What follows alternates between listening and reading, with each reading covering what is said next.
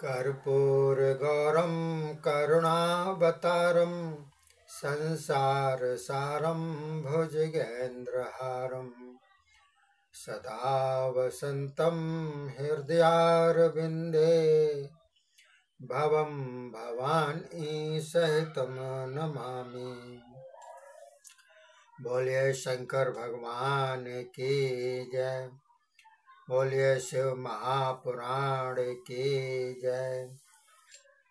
देखिए साथियों, यह 11वां अध्याय शुरू हो रहा है, जिसमें शिव पार्वती संवाद बतलाया गया है।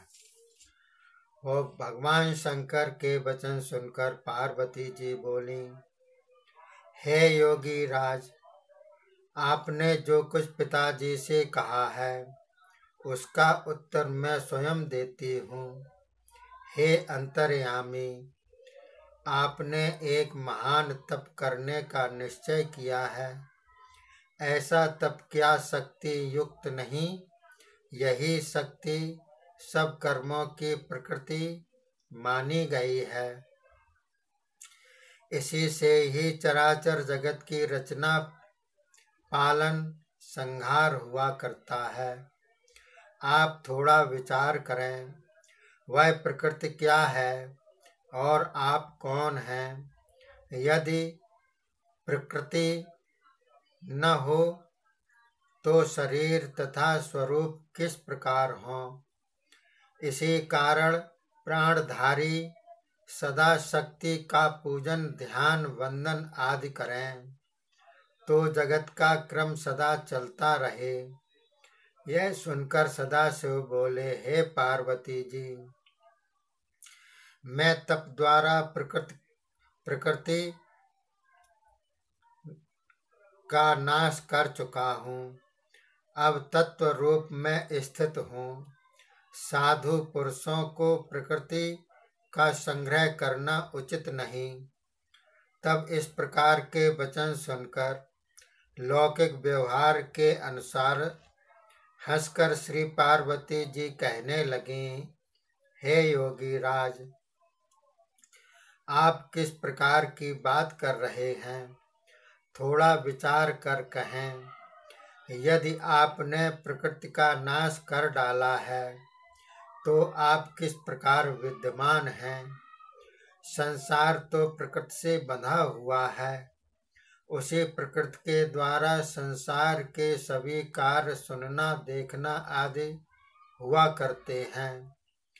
क्या आप प्रकृति का तत्व नहीं जान रहे? मैं ही प्रकृति हूँ। आप पुरुष हो। आप भी मेरी कृपा द्वारा सगुण होकर चेष्टावान हो, नहीं तो किसी भी कार्य करने में आप समर्थ न हो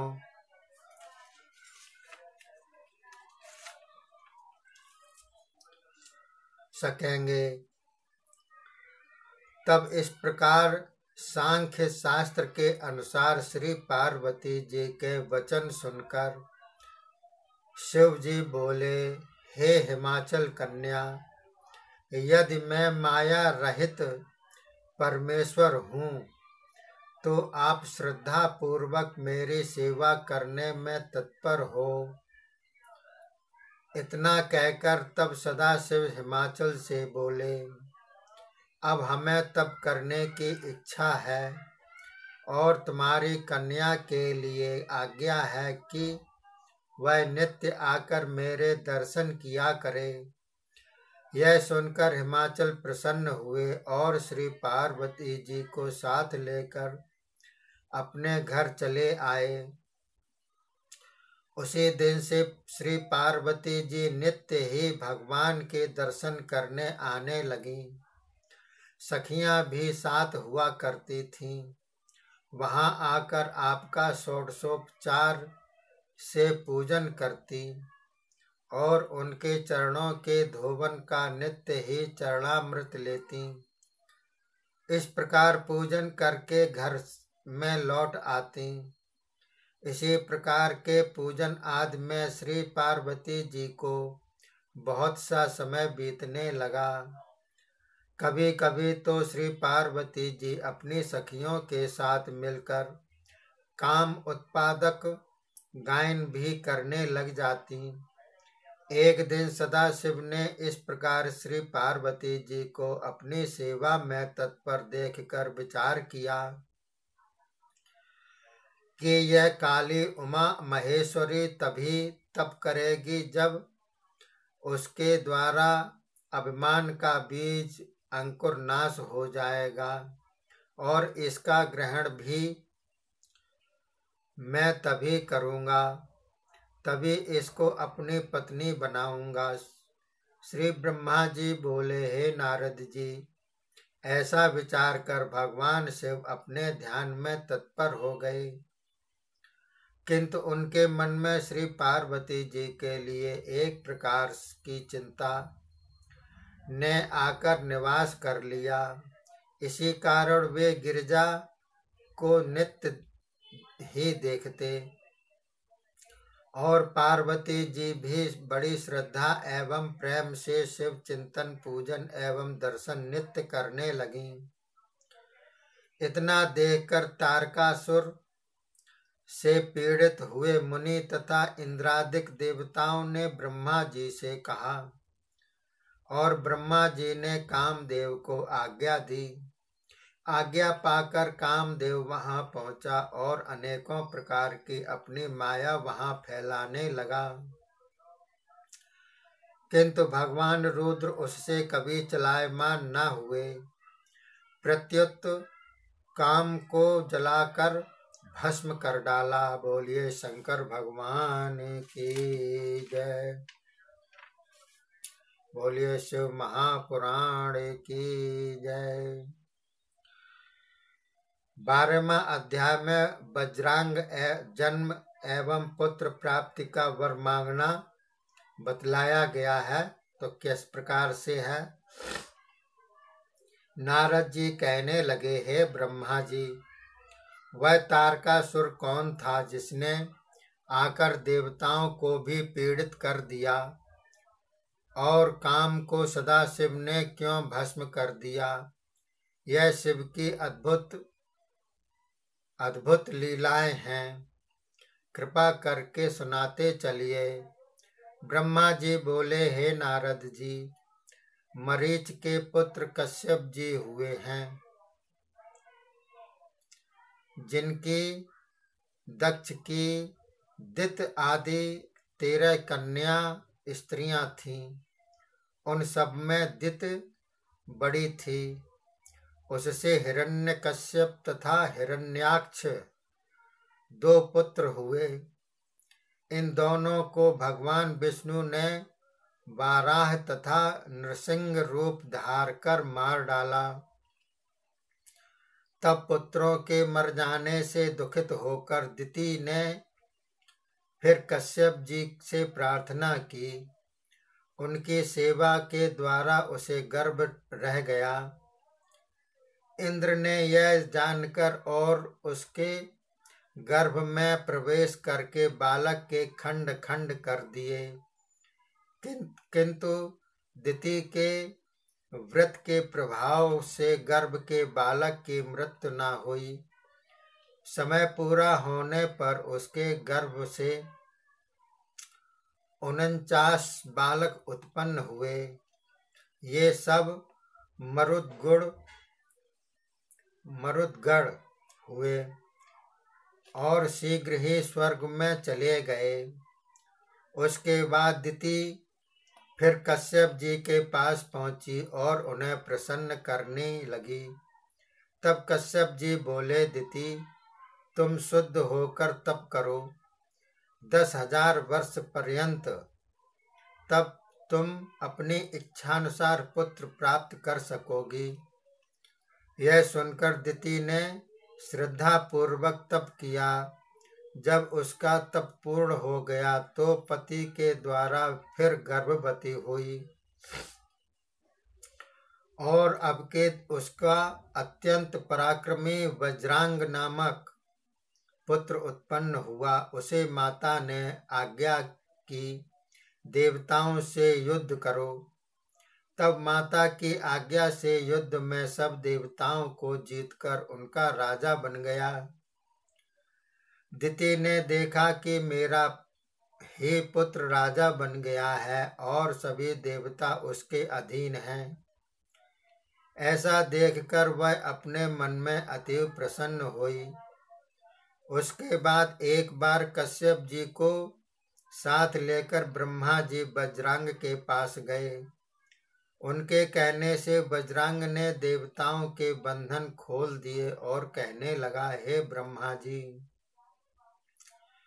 मुझे राज्य से तो कोई प्रयोजन भी नहीं था, किंतु यही इंद्र अपने स्वार्थ में आकर मेरी माता के बालकों को मारता रहा है। तभी मैंने इसे जीतकर राज्य प्राप्त किया है। मुझे तो भोग विलास की इच्छा ही नहीं, और ये देवता लोग भी अपने किए कर्मों का फल पा चुके हैं। अब यह अपना राज फिर मुझसे ले सकते हैं। यह सब कुछ मैंने अपनी माता की आज्ञा से किया है। हे ब्रह्मा जी, आप मुझे सबका सार रूप तत्व का उपदेश करें, जिससे मुझे सुख प्राप्त हो। हे नारद जी, यह सुनकर मैंने उसे सात्विक भाव का तत्व समझाया और एक रूपवती स्त्री उत्पन्न करके बजरंग को दे दी। उसके बाद हम दोनों वहां से चले आए। तभी से बजरंग ने राक्षसों के स्वभाव को त्याग दिया। किसी के साथ भी वह वैर नहीं करता था। उसकी स्त्री के हृदय में सात्विक भाव न था। उसने काम भावना से बड़े प्रेम से पति की सेवा की। तब उसकी सेवा से प्रसन्न होकर बजरंग बोला, हे प्राण प्रिय, कहो तुम क्या चाहती हो। यह सुनकर वह स्त्री कहने लगी, हे मेरे पति देव, यदि आप मुझ पर प्रसन्न हैं तो त्रिलोकी को जीतने वाला महापराक्रमी विष्णु को भी पीड़ित करने वाला मुझे पुत्र दीजिए। ब्रह्मा जी बोले, हे नारद जी, इस प्रकार के वचन सुनकर द्वेष भाव से सदा दूर रहने वाला बजरंग व्याकुल होकर मन में विचार करने लगा। देवताओं के साथ वैर भाव करना ठीक नहीं। इधर यह देवताओं के साथ वैर करना चाहती है। अब कोई ऐसा उपाय किया जाए जिससे मेरा प्रण भी रहे और इस पत्नी के मन की अभिलाषा भी पूर्ण हो। यदि केवल स्त्री की अभिलाषा पूर्ण कर दी तो सारे संसार के देवता एवं मुनि जनों को दुख उठाना पड़ेगा, और यदि स्त्री की अभिलाषा पूर्ण न हुई तो मैं नरक का गामी होऊंगा। इसी कारण दोनों ओर धर्म का संकट है। इस प्रकार धर्म संकट में पड़कर उसने अपनी स्त्री की अभिलाषा ही पूर्ण कर देना ही उत्तम समझा। यह सब शिव की माया थी। स्त्री के वचन में आकर उसे वैसा पुत्र देने का वर दे दिया। फिर स्वयं उसको पूरा करने के लिए अपनी इंद्रियों को वश में रखकर बजरंग ने बहुत वर्षों तक कठोर तपस्या की। ब्रह्मा जी बोले, तब मैं ही प्रसन्न होकर उसके पास पहुंचा और उससे वर मांगने के लिए कहा। तब उसने आकाश में मेरा दर्शन करके प्रणाम किया और अनेक प्रकार से स्तुति करने लगा। फिर बोला, हे प्रभु, आप कृपा करके मुझे ऐसा पुत्र दें जो हमारा तथा अपनी माता जी का हित करने वाला, तप स्वरूप एवं सामर्थ्यवान रूपवान हो। इतना सुनते ही मैंने तथास्तु कह दिया, फिर अपने लोक में चला गया। बोलिए शंकर भगवान की जय। ये दोनों अध्याय समाप्त होते हैं। 13वां अध्याय आगे चालू होगा। जिसमें तारकासुर जन्म तथा उसका तप बतलाया जाएगा। बहुत ही रोचक, बढ़िया है, मनमोहक है ये शिव महापुराण। आप सुनते रहिए, अपना उद्धार करते रहिए। तब तक के लिए धन्यवाद। जय हिंद, जय भारत।